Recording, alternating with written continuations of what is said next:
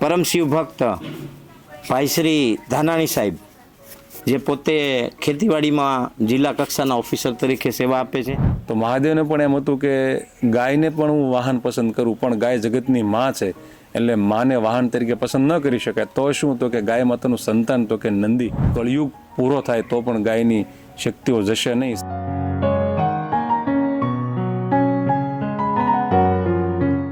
જય ગો માતા મિત્રો, વંદે ગો માતરમ. આજે આપણી સાથે પરમ શિવ ભક્ત ભાઈ શ્રી ધાનાણી સાહેબ જે પોતે ખેતીવાડીમાં જિલ્લા કક્ષાના ઓફિસર તરીકે સેવા આપે છે અને એક ખૂબ સરસ મજાના વક્તા છે, શિવ કથાકાર, જેમણે ભગવાન શિવની એનર્જી સાથે ખૂબ નજીકનું જોડાણ સિદ્ધ કર્યું અને ભગવાન શિવ વિશે, ભગવાન શિવનો મહિમા, રુદ્રાક્ષનો મહિમા, ખાસ કરીને એનો વિષય છે ગાય અને શિવ. અને આજ એવો આનંદ છે કે આપણા આંગણે આવ્યા છે તો આપણે થોડું ઘણું જાણવાની કોશિશ કરીએ કે ગાય અને શિવ. કારણ કે મને તો એવું લાગે છે કે કાંઈ નહોતું તે દી ગાય હતી, કારણ કે શિવની સાથે નંદી હોય તો ગાય વગર તો નંદી હોય નહીં. એટલે ગાય અનંતથી ચાલતી આવતી હોય એવો મારો વિશ્વાસ છે. પણ આજ આપણે સાહેબને પૂછીએ કે સાહેબ તમે હું પ્રવૃત્તિ કરો છો અને ગાય અને શિવ એના વિશેનો શું સંબંધ છે? પહેલાં તો આપનો પરિચય આપો. ઓમ નમઃ શિવાય. રમેશભાઈ, મારું નામ જેવી Dhanani, assistant director of agriculture તરીકે સેવા બજાવું છું અને શિવ કથાના વક્તા તરીકે પણ નિસ્વાર્થ અને નિરપેક્ષ ભાવે ગૌવેદ રક્ષા સંસ્કૃતિ ચેરિટેબલ ટ્રસ્ટમાં અમે સેવા કરી રહ્યા છીએ. ઘણા સમયથી રમેશભાઈની કીર્તિ અને ગાય પ્રત્યેનો પ્રેમ એ અમારા કાન ઉપર સતત પડતો હતો. ત્યારે એમ થતું હતું કે એક વખત આવા મહાપુરુષની મુલાકાત કરીએ કે જેણે ગાયને જીવતી રાખી છે, ગામડું જીવતું રાખ્યું છે અને ગૌ આધારિત જે સંસ્કૃતિનો વારસો જે વડવાનો હતો એને જીવંત રાખી અને આજના એજ્યુકેટેડ લોકોના મગજ સુધી ગાયના આંતરિક તત્વને પહોંચાડવા માટેનો એમને દૂધ, દહીં, માખણ, ઘીથી પ્રયાસ કર્યો છે અને જે ખરેખર ખૂબ સરાહનીય બાબત છે. અને એ એમની કૃતિ અને એ એમની આ કાર્ય પ્રત્યેની એમના વિચારોની જે આકૃતિ છે એ અમારા મનને વણી લીધી અને એ આકર્ષણથી અમે એમને આંગણે પધાર્યા છીએ અને ખૂબ અમારું એમને સ્વાગત કર્યું, સન્માન કર્યું. એમને ત્યાં આજે અમે પ્રસાદ પણ ગ્રહણ કર્યો. હવે જ્યારે અમે એક ધર્મદ્વારની અંદર પ્રવેશ કર્યો છે ત્યારે જેમ રમેશભાઈએ વાત કરી કે ગાય અને શિવ શું જોડાણ છે એમ, તો આપ સૌ જાણીએ જ છે કે ગાય એક અમૃત તત્વ છે અને મહાદેવે નંદી વાહન પસંદ કર્યું તો મહાદેવને પણ એમ હતું કે ગાયને પણ હું વાહન પસંદ કરું, પણ ગાય જગતની માં છે એટલે માને વાહન તરીકે પસંદ ન કરી શકાય. તો શું તો કે ગાય માતાનું સંતાન તો કે નંદી, અને નંદી એટલે આનંદી, જ્યાં બેઠક પ્રસન્ન હોય એનું નામ છે એ નંદી છે. એટલે મહાદેવે એ નંદીનો સ્વીકાર કર્યો. આપણને બધાને એટલો જ ખ્યાલ છે કે ભગવાન કૃષ્ણને ગાય પ્રત્યે પ્રેમ છે, પણ નહીં, ભગવાન કૃષ્ણ જેટલો ગાય પ્રત્યે પ્રેમ છે તેના કરતાં સવિશેષ પ્રેમ રમેશભાઈ ભગવાન મહાદેવને છે.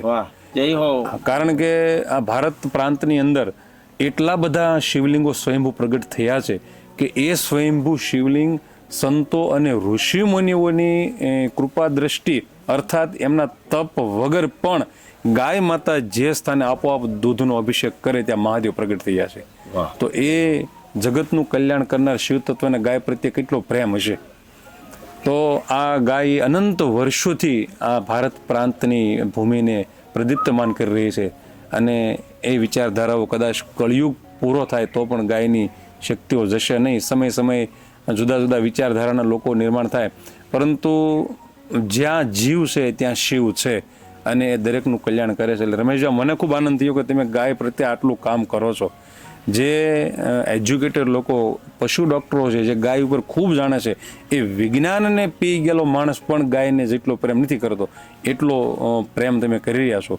અને તમારા અનેક વિડીયો સોશિયલ મીડિયાના માધ્યમથી અનેક લોકોને પ્રેરિત કર્યા છે અને લોકો આજે ગાયનું દૂધ પીતા થયા છે, ગાયનું માખણ, ગાયનું ઘી, અરે ગૌમૂત્ર પીતા થયા છે.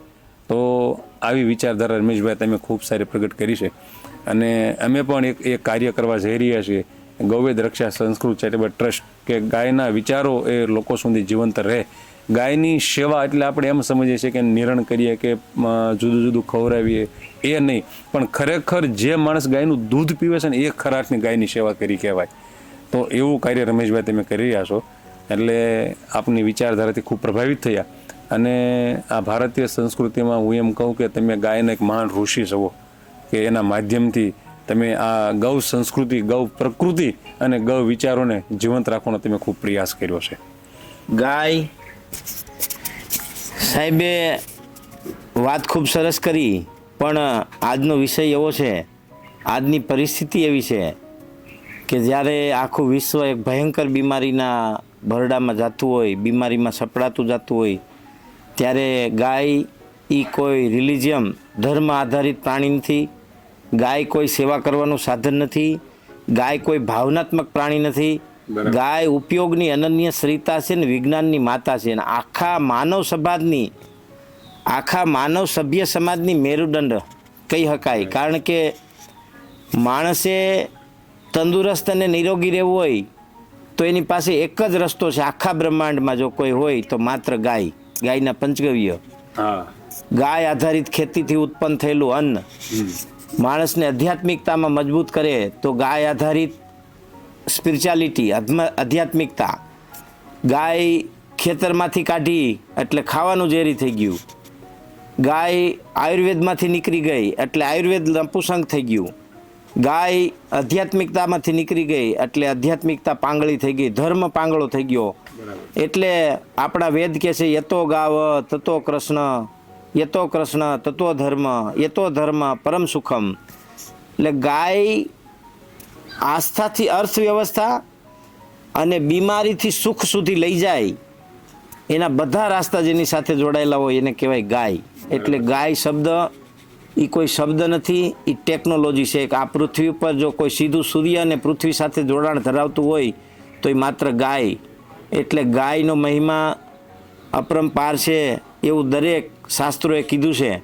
આપણે શાસ્ત્રોના વિદ્વાન તો નથી, પણ ગાય આપણને અમને ખૂબ આપ્યું છે. અમને ગાયે જે આપ્યું છે એ માણસોને હજારો જન્મમાં ન મળે એટલું અમને ગાય આપ્યું છે. આજે અમારા આંગણે પદ્મ વિભૂષણ પરમ પૂજ્ય રામભદ્રાચાર્યજી, જેમણે 23 ભાષા ઉપર પકડ છે, જેમણે શાસ્ત્રાર્થ ઉપર પકડ છે અને સાયન્સ અને ટેકનોલોજી સાથે જેણે શાસ્ત્રોને સમજ્યા છે અને આ દુનિયાને સમજાવ્યા છે, જેમણે આપણા દેશના ખૂબ જ્ઞાની પુરુષો, મહાપુરુષો મળવા જતા હોય, આશીર્વાદ લેવા જતા હોય, એવા સિદ્ધ મહાપુરુષ પરમ પૂજ્ય પદ્મવિભૂષણ શ્રી રામભદ્રાચાર્યજી આજ અમારા આંગણે પધાર્યા.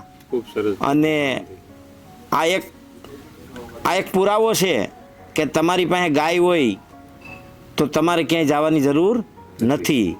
કારણ કે જેને મળવા માટે તમે તલપાપડ હોય, જેને મળવા માટે તમારો વારો ન આવતો હોય, એવા સિદ્ધ પુરુષો તમારા આંગણે આવે માત્ર ને માત્ર એનું કારણ ગાય.